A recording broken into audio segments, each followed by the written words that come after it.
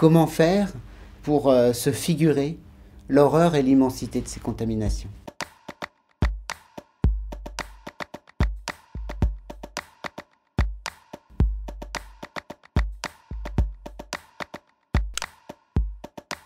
Sur cette image, on est aux États-Unis, en Alabama, à Anniston. C'est là que Monsanto a déversé ses fonds de cuve de production de PCB, tout en connaissant l'immense danger pour les populations, à ciel ouvert, dans des décharges, dans la rivière qui traverse Anniston.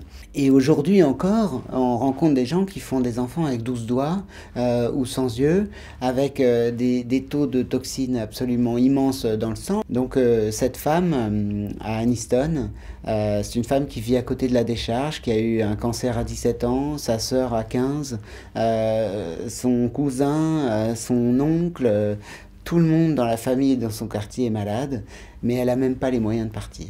Pour moi, ce qui était important dans les portraits, c'était d'essayer d'évoquer cette sidération. L'ampleur de ces contaminations est tellement immense que on ne peut plus rien faire pour des siècles. Et la puissance, en plus de certains lobbies, de ces industriels, laisse les victimes dans une incapacité totale à se défendre. Et ils sont là, foudroyés, quoi, sidérés. Et c'est ce que j'ai essayé de rendre dans ces portraits. Les images d'actualité que nous voyons en permanence, elles sont effroyables. Le monde, on en est témoin quotidiennement, est extrêmement violent. Je pense que à force, on peut même produire un rejet finalement de ces images. C'est-à-dire qu'on peut se dire non, ça je veux pas voir, j'en ai marre de ces sujets, etc.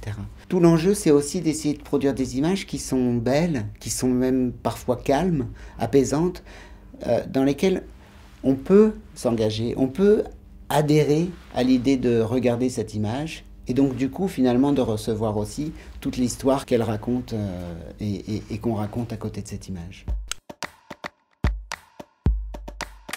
C'est l'image d'un lac qui est contaminé, dans lequel les pêcheurs ne peuvent plus pêcher parce qu'il y a des poissons déformés. On est dans le grand nord du Canada, en Alberta, et les populations autochtones ont de plus en plus de cancers et se retrouvent avec une terre qui est leur terre, dans laquelle ils avaient l'habitude de chasser, de pêcher, etc., qui est laissée complètement impropre au développement humain par les entreprises qui exploitent le pétrole du sable bitumineux. Pour moi, c'était vraiment une façon d'appréhender ce sujet sur les contaminations qui sont souvent invisibles en fait.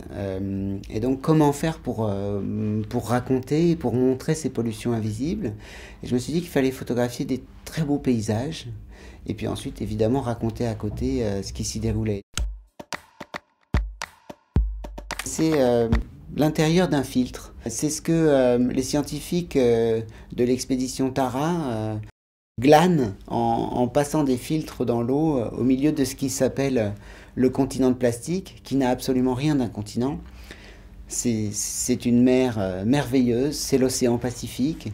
Quand on le regarde, c'est très beau, mais malheureusement à l'intérieur, il y a des milliards de petits morceaux de plastique qui sont grands comme un grain de riz, qui peuvent être de 20 microns, c'est-à-dire de la taille du phytoplancton. C'est ce que mangent les poissons. Ça rentre dans leur tissu, ça rentre dans la chaîne alimentaire. Et ces milliards de micro-fragments de plastique ne sont absolument pas nettoyables.